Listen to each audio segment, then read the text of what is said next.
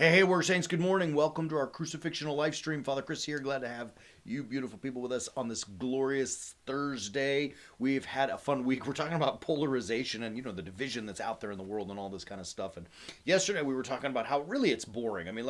I don't know. Let's just focus on things that are really of value. You got to really, really, really be conscious and deliberate about recognizing the things you're reading and consuming and talking about and participating in and what value they actually offer. Are they really going to do good things for you, or is it really just a feel-good moment of anger towards someone else? And when we recognize that what we're participating in or about to participate in may not really be of value for us or a contribution to the good of others, to the world, living the gospel, then it's maybe time to just walk away. What? Walk away? What are you talking about, Father Chris? I'm talking about walking away. There's a beautiful, it's awesome.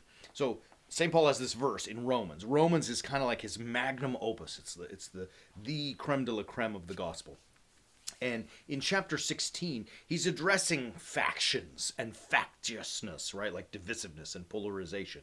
And he says, he's making an appeal to the Roman community, his brothers and sisters in the church. He says, I appeal to you, brothers and sisters, to watch out for those who cause divisions and create obstacles and things that are contrary to the faith, the doctrine that you were taught. So I want you to be cautious of them, be mindful of them, keep your eyes on them. And then he concludes with, avoid them. And you may say to yourself, well, wait a minute, how can I serve people? Or worse, if it's in the church, how can I be connected to my brother or sister in Christ if I am avoiding them? Like, are we supposed to help people and so on? And yes, help people, serve, but avoid those who are factious, those who are causing dissension. I'm going to give you some real examples.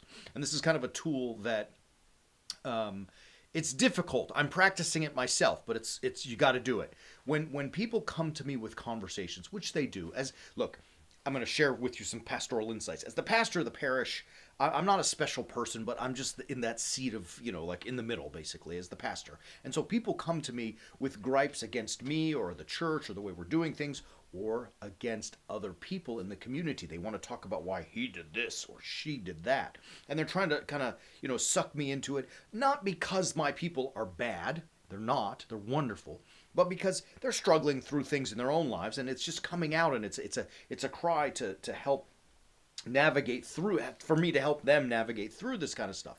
And as I listen to it, and especially when someone insults me personally, the idea is, the temptation is rather to become defensive and want to defend myself. Well, I'm doing a good job. What are you talking about? Or to cast aspersions back to them. Well, me, you should see you. You're such a this or that.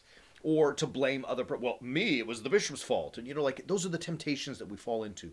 What I'm learning is, based on yesterday's conversation about it not being interesting, really, and being boring, I ignore it. I just do. I just don't talk about it. Someone insults me, smile, thank you. What am I going to do? There's two options. One, they may be right. Maybe I am the jerk they're talking about. It's probably true. It's possible, that's for sure. Maybe I did make a mistake. And if I recognize that, of course I will apologize and ask forgiveness. But most of the time, it's just someone venting or purging their own frustrations and their own, look, you've been primed to be a fighter. That's what the world out there is telling. It's priming you to be a divisive, polarizing figure and to argue and fight with everybody and always tell everyone else why they're wrong. So that's mostly people come with that, from that perspective, that position. And so I can fight about it with them. And then what does that do? What value does that offer? Or I can just, figuratively walk away by not engaging it, right? There are also times, before I go on to the also times, let me tell you, that temptation I've had inside me to want to fix them and show them, as I am walking away more and more from that type of conversation, I have that desire less and less. It's like, oh, dude, this is boring. I just don't want to deal with it. Like, if I just listen, let them get it out, and then move, it's like over, and then I don't have to deal with it anymore, right? Like, you understand what I mean? Like, it's just, let's do this faster so we can get on to the things that matter. And so I'm feeling a lot better about those things. And I say that to you, not to look at me, but to say to you, like, look, when someone comes to you with that kind of stuff, that polarity, and you can tell and really sense that they want to argue, just engage it for what? Don't engage it. That's the point. Don't engage it. Walk away. Literally, you got to move, babies. I mean, figuratively in your mind first, but sometimes you literally have to move away. I'll tell you a true story, and I'll end today here. There was, I can't believe I did this, and I'm sharing with you a true story, but it's just, it is what it is. There was a person who I was friends with, grew up with, knowing, in where I was raised, and has some real severe issues in their life, and was assaulting me all over the place on social media, and has sent emails, and just been rotten. And at the beginning I was like floored by it, but I never engaged it, never really dabbled with it, because I just knew there was no value.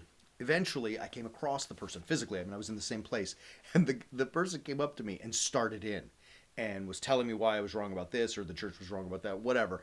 And I'm telling you, here's what I did. I smiled and I said, bro, you are boring. And I walked away. And I don't know where it came from. I mean, maybe from God himself, because I'm not that smart. But the funniest part about it was the person was floored. They didn't know what to say. There was no response. That was the last thing that person saw coming. And the conversation at that point for me was effectively over. I'm not going to engage that. But that person, maybe by God's grace, had an opportunity to recognize, oh, this isn't really something I should be doing. And maybe it inflamed them even more. But he was lost in that fire, not me. He was consumed by that anger and frustration, not me. He was enveloped by drinking the gallons of the polarization Kool-Aid that he's been drinking, but I wasn't. So I offer this to you that, don't take the bait to engage that kind of stuff, because it produces that much value. If someone wants to fight with you and say Jesus is not king, you go get him.